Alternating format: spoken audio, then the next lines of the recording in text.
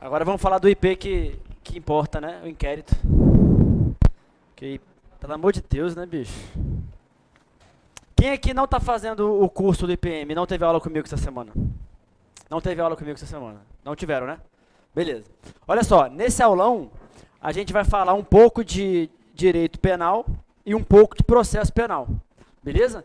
Na apostila, eu coloquei aí algumas questões, tanto de penal quanto de processo. Né? Eu quero saber quem vai fazer CFO. Massa. Quem não vai fazer CFO? Só pra, tá. Vocês vão ver nas questões de penal, eu estou perguntando porque em penal é uma matéria diferente. Né? Na matéria, a parte do CFO engloba os crimes contra a pessoa, patrimônio e a administração pública. E a parte que não é do CFO é só o título 1, 2 e 3 do código, né? até o artigo 28. Beleza? Então, nas questões aqui eu coloquei tudo. E a parte de processo penal tem inquérito e ação penal que é igual nos dois. Não é isso? Então, beleza. Vamos começar falando de direito penal, tá? E eu queria começar a parte de penal falando de imputabilidade, que é o título 3. Para o pessoal do CFO, lá no meu canal do YouTube, eu tenho aula gravada lá, está disponível de graça, sobre crimes contra a administração pública, crimes contra o patrimônio, tá? E crimes contra a vida, que é a parte especial que cai para vocês. Então entra no canal lá, vocês podem assistir, tem aula de exercício, tem aula de teoria, tem tudo lá, beleza? E aqui eu vou falar sobre imputabilidade, vou falar sobre ilicitude e vou falar sobre a parte do começo do código, né, que cai para todo mundo. Beleza? Começando a falar de imputabilidade. Antes de falar de imputabilidade, deixa eu botar aqui no quadro. Espera aí.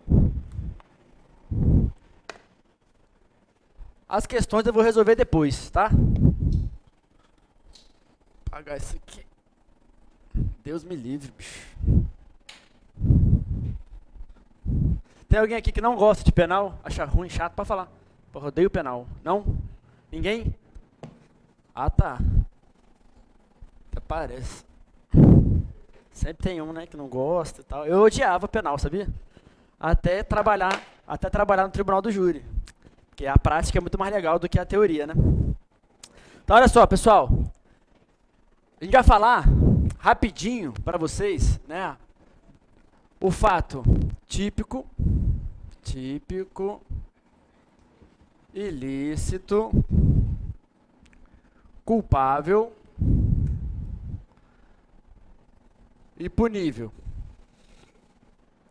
Beleza? Pelo que eu vi no edital, não tem a parte da punibilidade. Né? Não tem. A parte de soldado vai o título 1, 2 e o 3 e acaba aqui, ó. No artigo 28. O artigo 29 já não cai, que é a parte de concurso de pessoas, não cai teoria da pena, não cai punibilidade, enfim. Então, vou começar falando dessa parte aqui, ó, tá? Culpabilidade.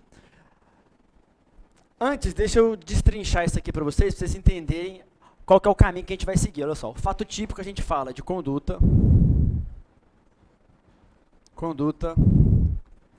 nexo causal, resultado, tipicidade. Ilicitude, a gente vai conversar sobre legítima defesa, estado de necessidade, estrito cumprimento do dever legal e exercício regular de direito. Culpabilidade, a gente vai falar imputabilidade, inexigibilidade de conduta diversa e potencial conhecimento da ilicitude. Beleza? E a punibilidade que não vamos falar, você vai ver ali a partir do artigo 107. Na verdade, na parte de inquérito, né, na parte de processo penal, a gente fala bastante sobre extinção da punibilidade. A gente fala sobre várias hipóteses de extinção da punibilidade. A gente fala sobre perdão do ofendido, a gente fala sobre renúncia, fala sobre preempção, fala sobre decadência. A gente vai ver já, quando a gente estiver falando dos princípios da ação penal privada, por exemplo, a gente fala de várias hipóteses que extinguem a punibilidade. Né? Mas agora, vamos lá. falando sobre culpabilidade. Tá? Ela é formada pela imputabilidade, exigibilidade contra-diversa e potencial conhecimento da ilicitude. Então, o que você tem que saber? Quando cai na prova, o examinador do CESP, ele gosta bastante de ficar misturando isso aqui tudo. Ele fala que uma legítima defesa exclui a culpabilidade, ele fala que um erro de proibição exclui a ilicitude, né? Ele fala que o erro de tipo exclui a culpabilidade, enfim, ele faz uma bagunça do caramba aqui na cabeça de vocês, e o objetivo é fazer vocês lembrarem disso que está aqui. Né? Lembrando disso aqui, dá para a gente falar sobre muita coisa. Né? Aqui dentro de resultado, por exemplo, a gente consegue falar sobre dissidência voluntária, consumação e tentativa, arrependimento eficaz, arrependimento posterior, crime impossível, está tudo ali. Essa partezinha aqui, que cai bastante. A parte nexo causal, a gente também consegue falar sobre muita coisa, né? Aquela parte das concausa, a causa relativamente superveniente, enfim, artigo 13. Na conduta, a gente fala de crime doloso e crime culposo, fala de ação e omissão, fala do garante, mas vamos começar por aqui, tá? Olha só, imputabilidade. O que é importante com relação à imputabilidade? É você saber as causas que excluem a imputabilidade. Tá? As causas que excluem a imputabilidade. A gente tem algumas causas que, sem ela, o agente não é imputável. Você não consegue imputar ao agente aquele fato típico. E para chegar na culpabilidade, olha só como é que a gente analisa. Primeiro a gente vê se isso aqui está presente. Isso aqui estando presente, a gente passa para cá para ver se a conduta foi lícita ou ilícita. Se não tiver nenhuma causa que exclui a ilicitude, é porque é ilícito. Aí a gente passa para cá e vê se tem imputabilidade, exigibilidade contra diversa e potencial conhecimento da ilicitude. Primeira causa de inimputabilidade é a idade. Os menores de 18 anos são inimputáveis. Tá? Todos os menores de 18 anos são inimputáveis. Para os menores de 18 anos, o que a gente faz? A gente não aplica pena. Aplica o quê? Vocês sabem? Oi? Isso, aplica o ECA. E lá no ECA, quando a gente fala o seguinte, ó, vamos lá, sanção penal. Sanção penal. Tem dois tipos de sanção penal, quais são? Vocês sabem? Ó, tem a pena. Pronto. E a medida de segurança. Para os menores de 18 anos, a gente aplica algum dos dois? Aplica o quê? Aplica o quê? Medida.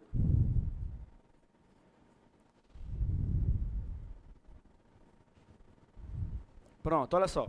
A gente tem os menores de 18 anos, eles não praticam crime, eles praticam o quê? Ato infracional. Tá? Então, a gente não vai enquadrar, quando a gente estiver estudando aqui os inimputáveis, a gente não vai ficar falando dos menores de 18 anos, porque para os menores de 18 anos a gente vai aplicar o ECA. Beleza? Os inimputáveis que a gente vai conversar aqui, por exemplo, é o pessoal da embriaguez acidental completa. A embriaguez acidental completa exclui a culpabilidade. Então, vamos conversar sobre embriaguez, que cai bastante em prova. Quais são os tipos de embriaguez que a gente pode encontrar? Ó, e é aqui que a galera se confunde, tá? Quais são os tipos de embriaguez? Primeiro tipo de embriaguez, voluntária. Embriaguez voluntária qual que é? Sexta-feira, dia da maldade, vou ali tomar uma cervejinha, vai dar nada. De repente, quando pensa que não, uma cerveja vira 3, vira 10, quando pensa que não, né? Tá doidão, embriaguez voluntária. Ah, professor, cometi o crime, mas eu estava bêbado. Não lembro de nada que eu cometi. Pois é. Mas essa embriaguez foi voluntária? Você ficou bêbado de propósito? Ah, foi, eu saí para beber. Né? Você bebeu porque você quis beber, te forçaram a beber, como é que foi? Né? Não, eu bebi porque eu quis mesmo, fui pro barzinho com o pessoal, né? Tava comemorando, passei no concurso, fui dar uma comemorada e fiquei bêbado. Pronto. Se você ficou bêbado de propósito, né? Essa embriaguez é voluntária. E a embriaguez voluntária não exclui nada. Não exclui nada. Beleza? Além da embriaguez voluntária, a gente tem uma embriaguez culposa, é uma embriaguez sem querer. Né? Você não queria ficar bêbado, tá? Você não queria ficar bêbado, mas você bebeu, você sabia que estava bebendo cerveja ou bebendo álcool, né? Você sabia que estava bebendo álcool, e acabou ficando bêbado, né? Você foi negligente ali no cuidado, né? No autocontrole. Falando, vou beber só um pouquinho, né? Esse um pouquinho acabou deixando você embriagado. A embriaguez culposa exclui alguma coisa? Também não. Nada. Então aqui não exclui nada, aqui também não exclui nada. Tem outro tipo de embriaguez. A embriaguez acidental, eu posso botar aqui assim, ó, caso, vamos lá, caso fortuito, força maior. Vamos lá. Essa embriaguez aqui, caso fortuito ou força maior, essa embriaguez aqui é a embriaguez que vai excluir a culpabilidade. Olha só, exemplo de caso fortuito e força maior de embriaguez. Caso fortuito, vou dar um exemplo de caso fortuito. Você vai na casa de alguém, lá nessa casa de alguém tem uma batida lá de abacaxi, com um monte de fruta, uma coisa bem gostosa, e a pessoa fala assim, olha, não tem álcool, pode beber. Eu falo assim, não, é porque eu não bebo, tá? Eu não gosto de álcool, eu não bebo nada com álcool. Não bebo não. Não, pode beber que não tem álcool não. Você fala, beleza, você vai, bebe assim, docinha, né? Não tem álcool mesmo não. Não tem álcool, então eu vou beber tranquilo. De repente, aqui 1 hora, doidão. Tá doidão. Aí você vai e comete um crime. E aí, imagina só, olha sua cabeça como é que tá, né? A sequência de fatos tá assim, ó. Tem álcool aqui, amigo? Não, tem não. Então tá bom. De repente você tá acordando em casa assim, o que tá acontecendo? O que aconteceu? É isso que acontece. Ou seja, esse período todo é um período sombrio na sua vida. Né? Sombrio, você não sabe o que aconteceu. Nunca aconteceu isso comigo, né? Até porque, né? Nunca aconteceu. Eu sei porque me contam. Então, assim, é um período sombrio que você não sabe o que aconteceu. Você fala assim, meu Deus, tomara que eu não tenha feito nada errado. Tomara. Né? Tomara. Né? Você vai ver as fotos no seu celular e fala assim, nossa senhora, que horas que eu tirei essa foto aqui. Me contam muito isso, assim, às vezes.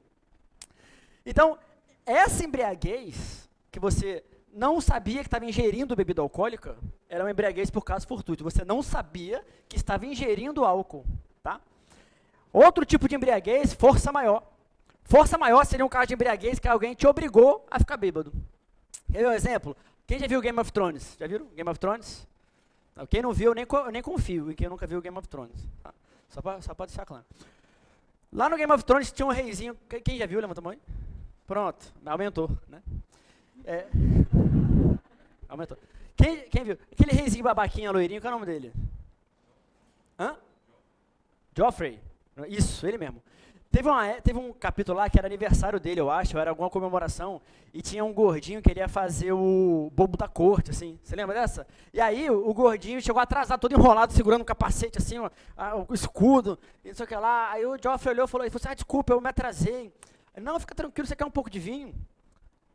Aí o gordinho ficou meio assim, todo mundo olhando aquela cena. Aí ele, gente, dá um pouco de vinho pra ele. Né? Vocês lembram dessa cena? Aí colocaram ele de joelho, vieram com um funil assim, ó, na boca dele, e entornaram um barril de vinho ali, pronto. Esse seria um caso de força maior. Tá? Se o gordinho sai dali bêbado e comete um crime, pronto. Escolheu a culpabilidade porque ele não queria ficar embriagado, né? Embriagaram ele sem ele querer. Tem uma outra embriaguez aqui, ó. Tem uma outra embriaguez. Embriaguez pré-ordenada. Alguém sabe qual que é essa daqui? Sabe o que é essa aqui? Embriaguez pré-ordenada?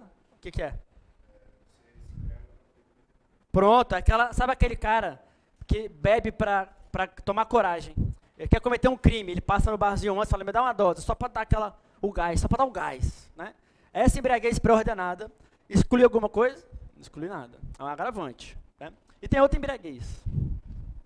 A última. Ó.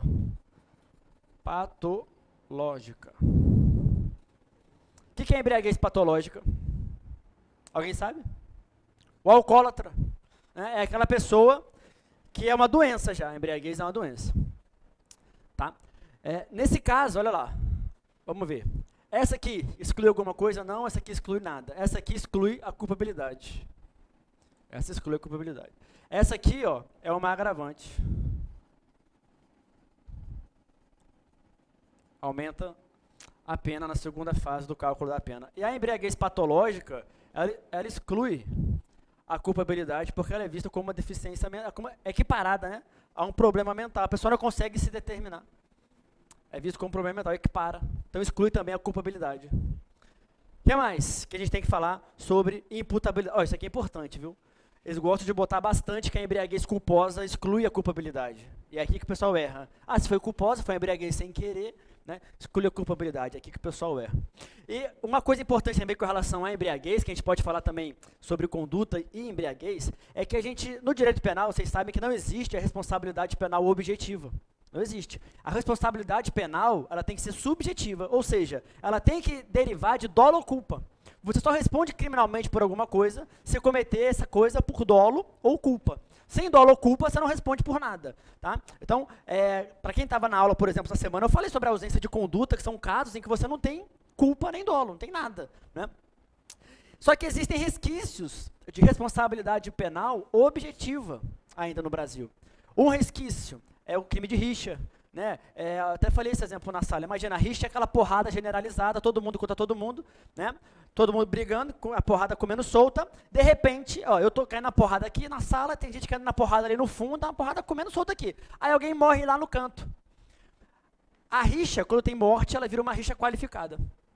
Já era. Rixa qualificada para quem? Para todo mundo. Todo mundo participou da rixa, vai responder por rixa qualificada porque teve uma morte. Ah, mas não fui eu que matei ninguém, eu dei só um tapa na cara aqui, e morreram lá no fundo, não interessa. Todo mundo responde pela qualificadora. Você vê, isso é um resquício de responsabilidade objetiva. E aqui é um outro resquício. Né? Quando a gente fala que a embriaguez voluntária culposa não exclui a culpabilidade, é um resquício de responsabilidade objetiva. Por quê? Você concorda comigo que a pessoa realmente, quando ela está embriagada, ela não está agindo com dolo e com culpa, ela não sabe o que ela está fazendo quando ela está embriagada. Isso é um fato, é verdade. E por que isso, mesmo assim, não exclui a culpabilidade? Porque a gente analisa a embriaguez não no momento da conduta. A gente não vai analisar o dolo e a culpa no momento da conduta. A gente analisa o dolo e a culpa no momento da embriaguez. A gente analisa o seguinte, olha, é a teoria da actio liberem causa. Teoria da actio liberem causa. A gente analisa o momento da embriaguez. Vocês repararam que tudo que eu perguntei para vocês aqui foi com relação ao momento da ingestão da bebida alcoólica. Olha, você bebeu de propósito ou sem querer? Te forçaram ou não te forçaram? Você sabia ou não sabia que estava bebendo álcool? Porque em todas as hipóteses você ficou muito doido bêbado. Em todas. Em todas. Então, a sua conduta, em todas as hipóteses, você não sabia o que estava fazendo. Em todas elas. Eu estava muito doido, eu não sabia o que estava fazendo. Qual que é a diferença? Como foi que você chegou nesse ponto? É isso que importa aqui. Então, o que importa aqui é o seguinte, não é você estar bêbado, porque estar bêbado todos estão aqui, todo mundo está bêbado, tá? O que importa é, como foi que essa embriaguez aconteceu? Foi normal, voluntária, bebendo com os amigos? Foi uma embriaguez negligente? Foi uma embriaguez sem querer mesmo? Tá? Foi uma embriaguez para tomar coragem ou foi uma embriaguez que já é uma patologia, já é uma doença? Beleza? Isso aqui é um resquício de responsabilidade penal objetiva também. Tá? O que mais que a gente pode falar aqui? Inexigibilidade de conduta diversa. Aqui a gente pode falar de duas coisas. Aqui a gente pode falar de obediência hierárquica. E a gente pode falar também de coação moral irresistível. Primeira coisa, coação moral irresistível, toma muito cuidado para não confundir com a ação física, com a coação física irresistível. Porque se eu tenho uma coação física irresistível, eu excluo a conduta. O fato é atípico. Coação física irresistível. Agora, se a coação é moral irresistível, aí eu excluo a culpabilidade. E eu vou dar exemplo, olha só. Coação física irresistível, né? Qual que é o teu nome, cara? João. Você viu nas aulas da semana, João? Pronto, tu mesmo então. Vou te usar de exemplo, beleza? Vou dar uma zoada. Tá autorizado, né? João, peguei a mão do João. Peguei aqui assim, ó, a arma tá aqui. João, me dá a mão aqui, ele me deu a mão. Calma. Aí, botei a mão do João aqui. Peguei o dedinho dele, ó. Bota pra ele aqui. Apertei o gatilho. Com o dedo dele, percebeu? Nesse caso, quem fez a conduta? Fui eu ou foi o João? Vocês percebem que ele teve, vamos lá, ele teve alguma conduta? Ele agiu com dolo ou com culpa de alguma forma, o João? Nada, ele era um peso morto que eu estava controlando, não foi isso? A conduta foi minha, foi uma coação física irresistível. Então ele não teve conduta nenhuma, ele não tem conduta aqui, então fato atípico. É diferente de eu fazer assim, pegar a minha arma, fazer assim, João, atira nele. Dou a arma para ele e falo assim, atira nele, com a arma apontada para o João. Nesse caso, o João ele tem uma escolha, atira ou morre, né? É uma escolha, atira ou morre. Essa coação não é física, é uma coação moral. Mas vocês concordam que ela é irresistível. É lógico que ele vai preferir atirar do que morrer. Ou seja, tem como eu exigir dele uma conduta diversa de atirar? então exclui a culpabilidade, porque eu tenho uma inexigibilidade de conduta diversa. Não tinha como eu exigir dele um comportamento diferente do que atirar, porque senão ele ia morrer. Então ele não tem culpabilidade nesse caso. A gente tem um fato típico, o fato é ilícito, mas não é culpável. Perceberam a diferença? Coação física para coação moral irresistível. Agora, obediência hierárquica. Obediência hierárquica acontece naqueles casos em que a ordem, isso aqui tudo eu acho que está no artigo 22, se eu não me engano. Né? Aqui é artigo 22. Obediência hierárquica. Ordem do superior, aquela ordem que não é manifestamente legal, ou seja, é uma ordem que tem cara de ordem legal. Aparentemente, você que é funcionário, está recebendo uma ordem do superior, aparentemente é só mais uma ordem como qualquer outra. Só que você não sabe que está cometendo um crime com essa ordem. Quando você realiza a ordem, foi um crime, você não sabe, meu Deus do céu. Eu estava só cumprindo ordem. Estava só cumprindo ordem. E não era uma ordem manifestamente legal. Não era uma ordem assim, ó, fulano, mata cicrano. Essa ordem é manifestamente legal. Né? Você não vai sair matando os outros porque o chefe está mandando. Agora tem ordem que parece legal. Fala assim, rapaz, é uma ordem como qualquer outra. Você vai lá fazer, de repente, ó, você cometeu um crime. Fala, meu Deus do céu, mas eu só cumpri a ordem do meu chefe. Nesses dois casos, de obediência hierárquica e coação moral irresistível, eu tenho inexigibilidade de conduta diversa. Não tinha como eu exigir do funcionário um comportamento diverso do que o de cumprir a ordem do superior dele. Então, nesse caso, eu excluo a culpabilidade. Nos dois casos, só responde pelo crime o mandante. Né? Aqui, no caso da coação moral irresistível, se eu estou apontando a arma para ele, mandando ele matar a pessoa do lado, quem responde sou eu. Eu respondo pelo crime, e não ele. Ele vai ter inexigibilidade de conduta diversa. Mesma coisa o chefe. Né? Se eu tenho uma obediência hierárquica, o chefe está fazendo tá dando uma ordem, ele está obedecendo a ordem que não é manifestamente legal. Nesse caso, só o chefe que responde. Quem fez a ordem não responde, porque vai excluir também a culpabilidade. E por fim, eu tenho potencial conhecimento da ilicitude, que é o erro de proibição. A gente vai falar do erro de proibição. Artigo 21. Artigo 21 do Código, né? Erro de proibição. E a gente vai falar dele junto com o erro de tipo. O erro de tipo vem para cá. O erro de tipo está aqui, ó. A conduta. Erro de tipo, que é o artigo 20. Artigo 20 e 21. Erro de tipo, erro de proibição. Vamos lá. Em um desses dois, o agente não sabe o que está fazendo. No outro, o agente sabe o que está fazendo, mas ele acha que pode. Beleza? Só para eu ver de novo, quem é que não assistiu a aula essa semana, minha? Não assistiu a aula minha, bastante gente. Então, olha lá. O pessoal que assistiu está revisando, né? Ó. Alguém que não assistiu aí, para usar de exemplo? Levanta a mão aí, só. Qual que é o teu nome, velho? Isaac. Posso usar de exemplo? Pronto. Cheguei pro Isaac e falei assim, Isaac, fiquei sabendo que você está indo para Arapiraca ali rapidão, de ônibus. Eu tô com um saco de farinha aqui. Você leva para mim, Isaac, rapidão, um saco de farinha? Na confiança, assim, professor para aluno, pá. Aí o Isaac fala assim, professor, eu levo, né? Farinha, o que tem levar farinha? Fala, o que tem? Parece fazer alguma coisa errada. Aí ele vai e leva farinha. De repente, no meio da estrada lá, a polícia para, vem um cachorrinho, cheira, cocaína. Cocaína. E aí o Isaac, rapaz, o policial vem e fala assim, ô Isaac, tu tá levando cocaína. Fala, meu Deus do céu, ô seu polícia, eu achei que era farinha. O professor falou pra mim que era farinha, achei que era farinha que eu tava trazendo. Você sabia que estava cometendo tráfico de drogas, ô Isaac? Fala, não sabia. Percebeu? Esse é o primeiro caso. O segundo caso, eu falo assim, ó, Isaac, é o seguinte, você está indo para Arapiraca ali de ônibus, eu tô com um saco de cocaína aqui, que se eu levar de avião, eu tenho um aviãozinho, sabe, desse pessoal aí que leva droga e tudo, só que o pessoal tá fiscalizando muito avião e tal, e de ônibus, né, de ônibus pode, o problema, o que gera tráfico mesmo é o avião. Se for de ônibus, aí não tem tráfico, né, é tranquilo, você ficar com, você não tá vendendo para ninguém. Ele fala, é verdade? Eu falei, então, é só levar para mim no ônibus a cocaína. Beleza? Ele, beleza. De repente vem a polícia, o cachorrinho cheira lá, falei, ô Isaac, você sabia que estava levando cocaína? Ele falou, sabia. Você sabia? Eu falei, sabia. mas eu também sei que não é crime, né? Porque eu estou levando de ônibus e tal. O cara falou, não, pô, é crime. Do mesmo jeito que levar de avião. Então você percebe, no primeiro caso, ele não sabia o que ele estava fazendo. Erro de tipo. Ele não tinha a menor ideia do que ele estava fazendo. Erro de tipo. No segundo caso, ele sabia o que estava fazendo. Ele sabia que estava levando cocaína. Só que ele achou que podia. O erro dele estava na proibição, se podia ou não podia. Erro de proibição. No primeiro caso, erro de tipo exclui o dolo. Exclui o dolo. Ele só responde por culpa, se o crime tiver a previsão de modalidade culposa. Aqui, exclui a culpabilidade. Se for evitável, diminui a pena. Então, erro de tipo, exclui o dolo, tá? E responde só por culpa. O artigo 20 fala exatamente isso.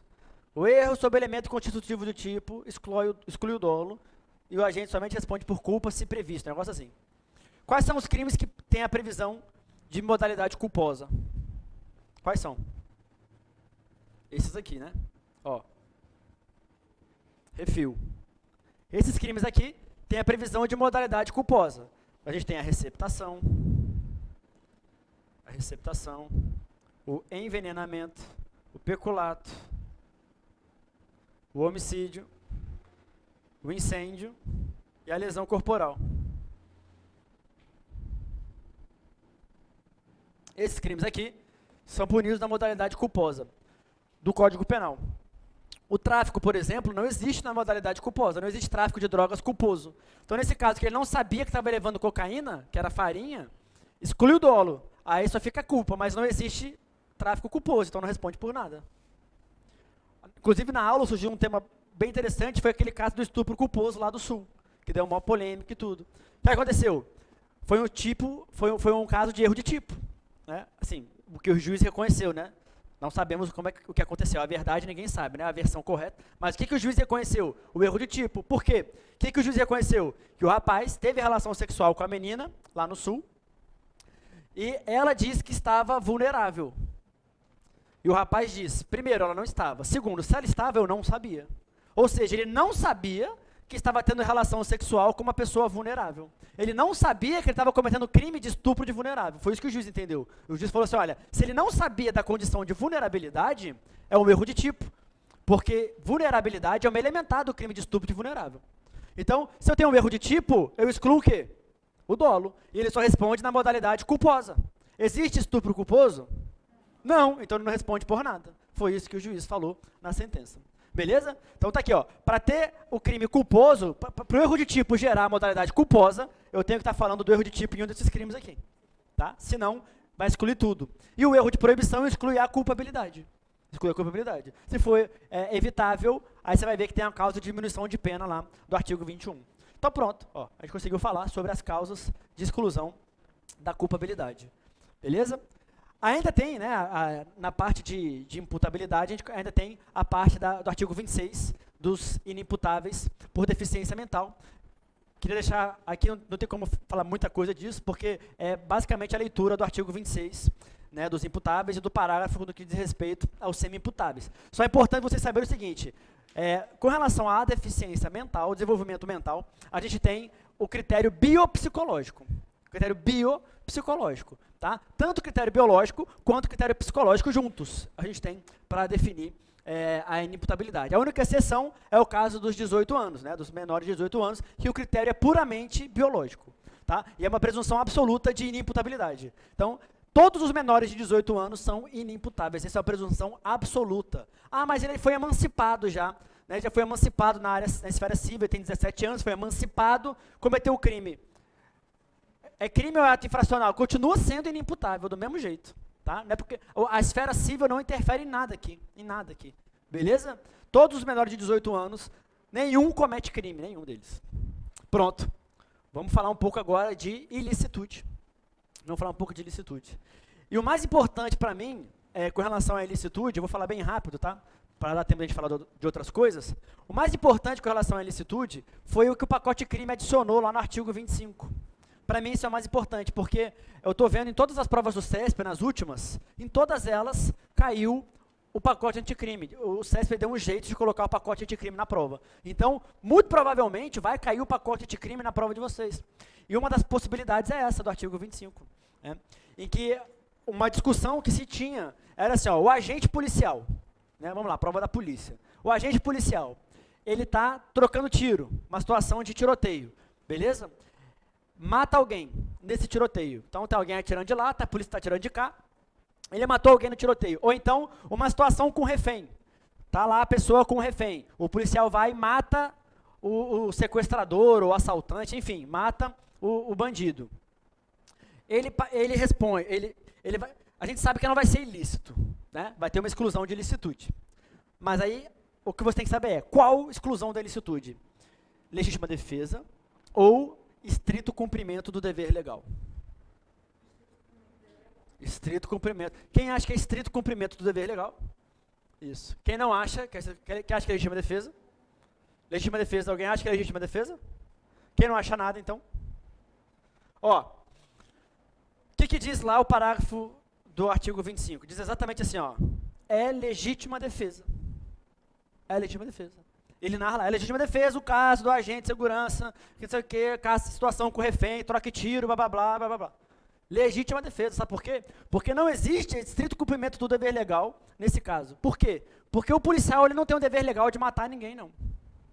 Não existe o dever legal de matar, não existe. Então ele não está no estrito cumprimento do dever legal, não, meu dever era matar, eu estou só cumprindo meu dever de matar, não existe. Ele está em legítima defesa de terceiro. Ele está defendendo alguém, o refém no caso. Legítima defesa de terceiro. Então isso é uma coisa que eu acho que pode cair. Pode cair. Beleza? Caiu, inclusive, se não me engano, na prova de... Não sei se foi de delegado, da Polícia Federal, enfim. Teve uma dessas provas de polícia agora que caiu exatamente esse ponto da legítima defesa. Por quê? Porque é novidade, né? Novidade tá boa para cair. É boa para cair. O que mais que a gente pode falar aqui? Estado de necessidade. Importante falar sobre o estado de necessidade é o seguinte. Na legítima defesa, a gente conversa sobre perigo atual ou iminente. A legítima defesa tem um perigo atual ou um perigo iminente. Ou seja, um perigo que está prestes a acontecer. É uma situação que está prestes a acontecer.